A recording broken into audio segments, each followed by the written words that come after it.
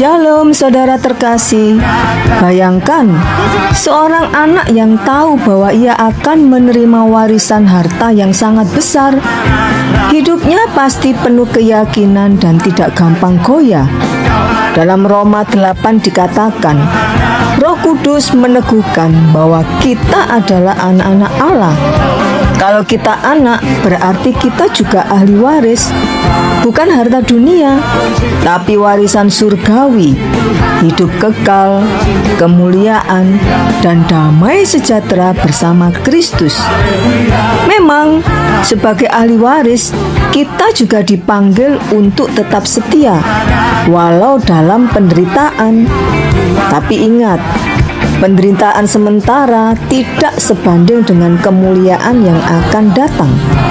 Karena itu, mari jalani hidup dengan cara yang berbeda.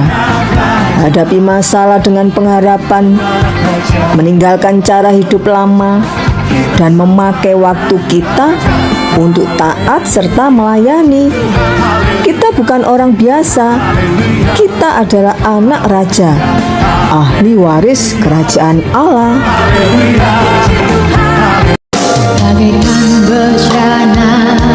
Shalom saudara terkasih. Roma pasal 9 mengingatkan kita bahwa kita ini seperti bejana di tangan penjunan dan Allah adalah sang pembentuk. Bejana tidak bisa protes pada si pembuatnya. Saudara, proses bejana dibentuk itu tidak instan. Tanah liat harus diremas, diputar di roda penjunan, ditekan, dibentuk, bahkan dibakar dalam api supaya kuat. Demikian juga dalam hidup kita.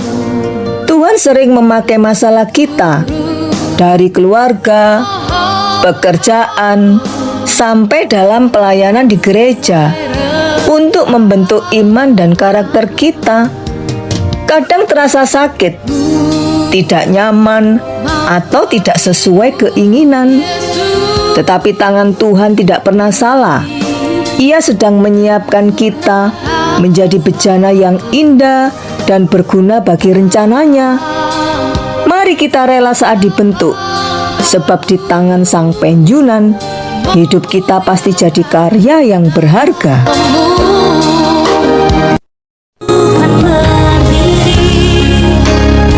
Shalom saudara terkasih. Roma pasal 10, kabar keselamatan di dalam Yesus Kristus adalah anugerah terbesar, dan itu bukan untuk disimpan sendiri. Rasul Paulus berkata, bagaimana orang bisa percaya jika mereka tidak mendengar? Dan bagaimana mereka mendengar jika tidak ada yang memberitakan? Saudara, kita yang sudah menerima kasih Kristus dipanggil untuk menjadi saksi. Kebenaran itu sudah ada di hati dan di mulut kita. Tinggal kita berani mengaku, percaya, dan berseru kepadanya.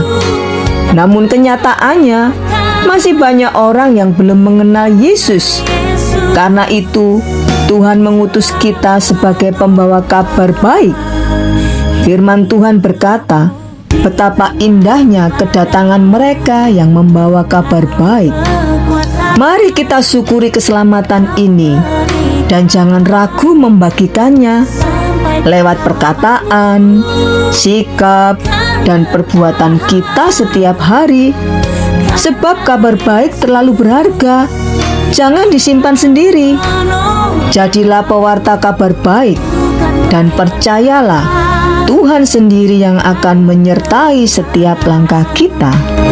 Dengan kekuatan Yesus pokok dan kita lancar. Shalom saudara terkasih. Roma 11 ayat 11 sampai 24. Paulus menjelaskan bagaimana keselamatan sampai kepada bangsa-bangsa lain. Israel sempat tersandung, yaitu tidak percaya pada Yesus sebagai Mesias. Tetapi itu justru membuka pintu bagi bangsa-bangsa non-Yahudi untuk menerima keselamatan. Ia menggambarkan Israel sebagai pohon zaitun.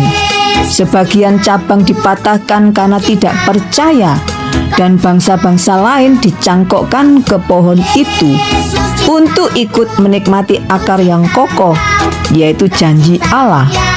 Namun Paulus mengingatkan, jangan sombong.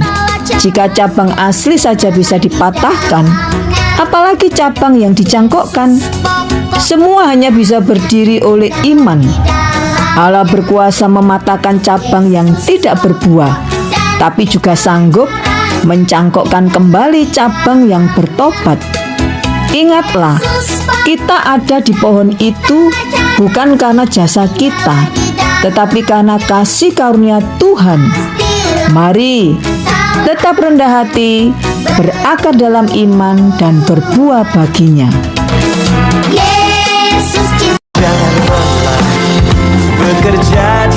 Shalom saudara terkasih. Roma pasal 12. Paulus mengingatkan kita bahwa hidup ini seharusnya dipersembahkan sebagai korban yang hidup, kudus, dan berkenan kepada Allah. Itulah ibadah sejati, bukan sekadar ritual, melainkan menyerahkan seluruh hidup kita untuk kemuliaan Tuhan. Kemudian Paulus menegaskan bahwa kita semua adalah satu tubuh di dalam Kristus. Setiap orang diberi karunia yang berbeda, namun semuanya penting dan saling melengkapi. Ada yang dipanggil untuk mengajar, menasehati, suka memberi, menjadi pemimpin. Ada pula yang menunjukkan kemurahan hati. Tidak ada yang lebih hebat atau lebih rendah, sebab semuanya berasal dari Tuhan untuk membangun tubuh Kristus. Pesannya jelas, jangan hanya fokus pada diri sendiri, tetapi gunakan talenta dan karunia yang Tuhan berikan untuk melayani sesama. Bila setiap anggota tubuh berfungsi dengan baik, maka tubuh Kristus akan kuat, sehat, dan menjadi berkat bagi dunia. Mari kita saling melengkapi, hidup rendah hati, dan setia dalam pelayanan, agar nama Tuhan dipermuliakan.